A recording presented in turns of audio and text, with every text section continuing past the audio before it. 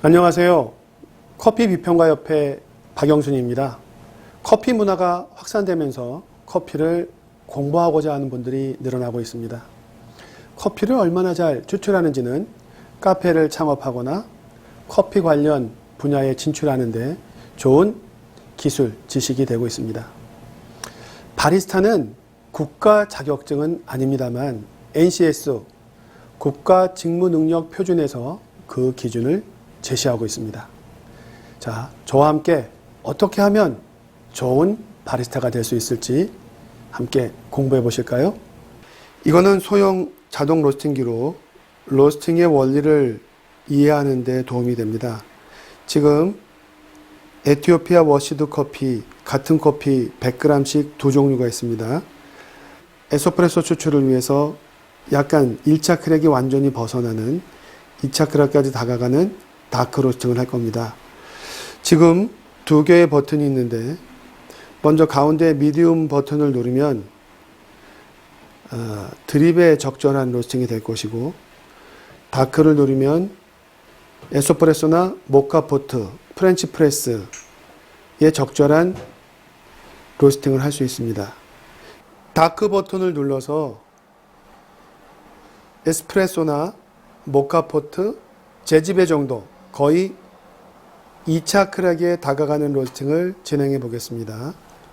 위에 상부 체프 수집통을 내리고 에티오피아 구찌 테로콩, 같은 콩이죠. 생두 100g을 넣습니다. 그리고 이 홈에 맞춰서 상부통을 잘 좌우로 돌려서 장착해 주고, 자, 이제 다크 버튼을 누르겠습니다.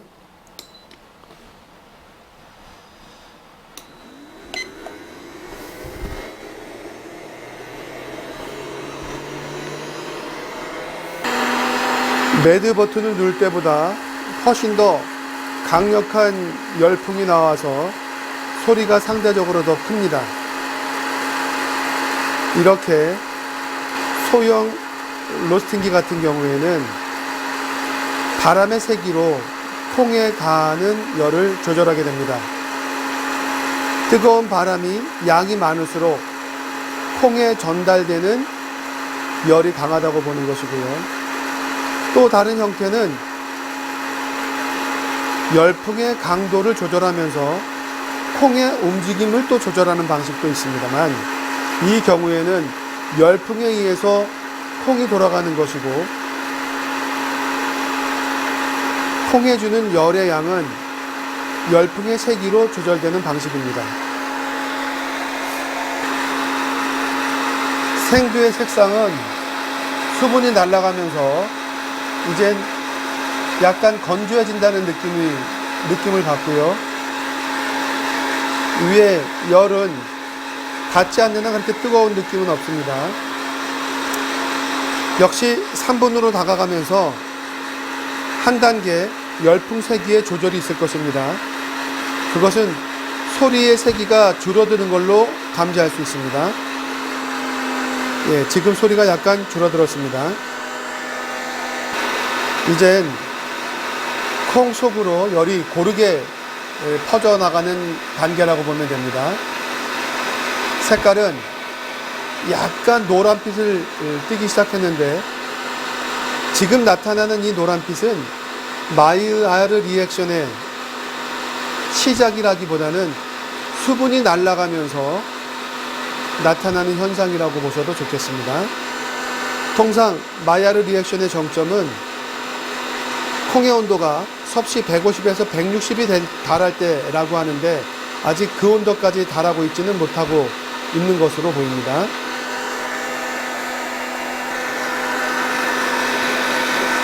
(5분이) 지나면서 이제 마이야르 리액션이 본격적으로 진행되고 있다는 것을 원두의 색상이 진노랑을 띠는 것으로 알 수 있습니다.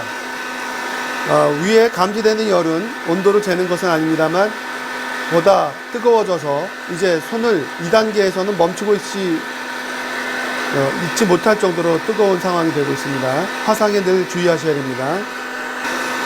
수분이 날아가면서 콩은 가벼워지고 움직임은 더 활발해집니다. 따라서 열풍도 콩이 가벼워질수록 좀 강도를 줄여주는 방식의 세팅이 되어 있다고 보면 되겠습니다. 자, 6분이 지나면서 이제 노란빛이 좀 어두워지고 갈색이 나오기 시작합니다. 콩의 색깔이 노란빛에서 갈색이 나왔다고 하는 것은 수크로스의 캐러멜라이제이션이 시작됐다라는 것이죠. 캐러멜라이제이션과 마이야르 리액션의 차이는 수크로스가 자기 혼자만 스스로 녹아버리느냐, 캐러멜라이제이션. 수크로스가 단백질의 아미노산과 결합하는 단계냐, 그래서 다양한 향미가 나오느냐, 마이야르 리액션. 화학적으로는 이렇게 구별이 됩니다. 자, 이제 콩의 색은 7분으로 향하면서 갈색이 되고 있다라고 이야기할 수 있는데요. 7분이 되면 또 한 차례 열풍이 줄어듭니다. 예. 말씀 중에 소리가 열풍이 약간 줄어든 것을 저는 감지할 수 있었고요. 자, 100g을 할 경우 8분 안팎에서 1차 크랙이 온다고 말씀을 드렸는데, 이 경우도 8분을 향해서 크랙이 나오는지 관찰하셔야 됩니다. 한번 틱 소리가 났고요. 같은 콩을 사용했고 열을 더 세게 줬는데 탑이 한 5초 6초 매드 때보다는 늦어지는데요. 거의 같이 왔다라고 봐도 되겠습니다. 이 정도는 연음이 8분 한 20초쯤에 왔습니다. 체프가 본격적으로 많이 날리기 시작하고 콩의 움직임도 강해졌습니다. 이번 로스팅의 1차 크랙 시작 시점은 8분 20초로 잡으면 되겠습니다. 크랙 소리가 미디움으로 할 때보다는 보다 왕성하고요. 그 소리도 더 강하게 느껴집니다. 열이 세게 가해지면서 세포의 팽창 압력이 더 강하기 때문인 거죠.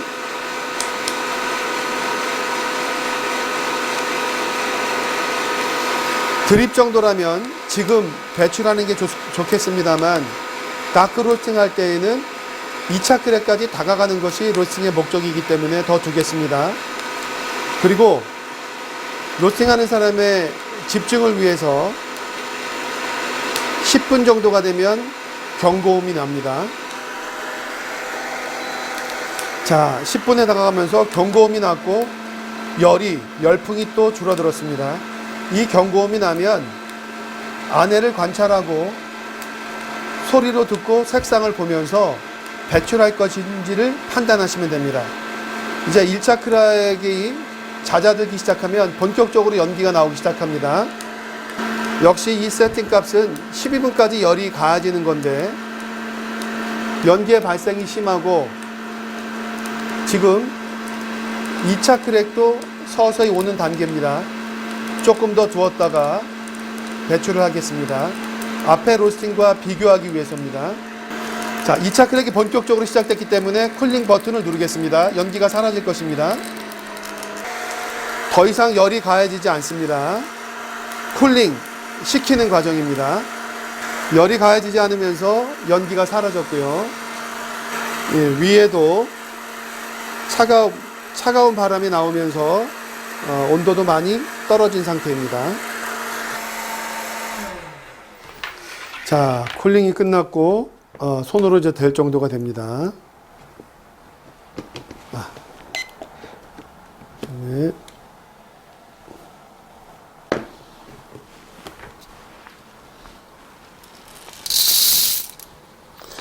이 2차 크랙이 터지면서 콩의 겉면에 윤기가 보이기 시작했고요.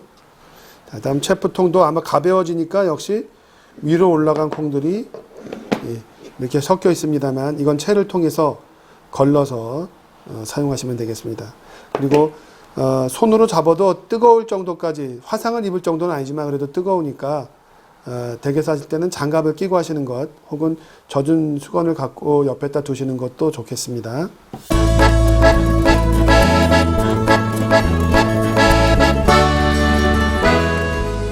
오늘 배우신 것은 댁에서 로스팅을 하는데 아주 약간의 어떤 전기 장치가 있는 것이죠.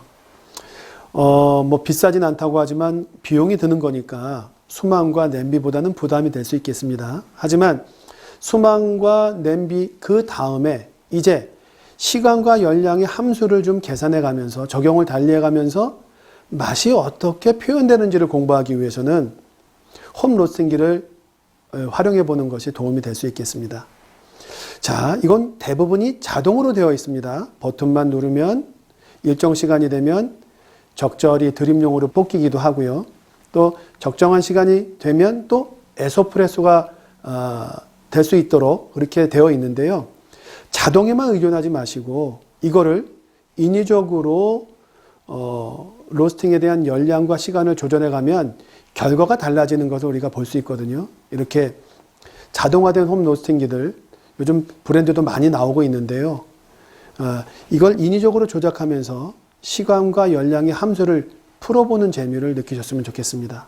중요한 건 조건을 달리할 때 맛이 어떻게 되는지, 또 조건을 달리했을 때 외관으로도 커피 원두의 색깔, 그것뿐만이 아니라 부푸른 정도라든가 혹은 윤기, 이런 것들을 시각적인 조건들도 머릿속에 입력을 해 두시고 그런 것이 어떻게 맛으로 표현되는지를 맛으로도 기억을 해 두셔야 로스팅을 잘 하실 수 있는 것입니다. 잘 보셨나요?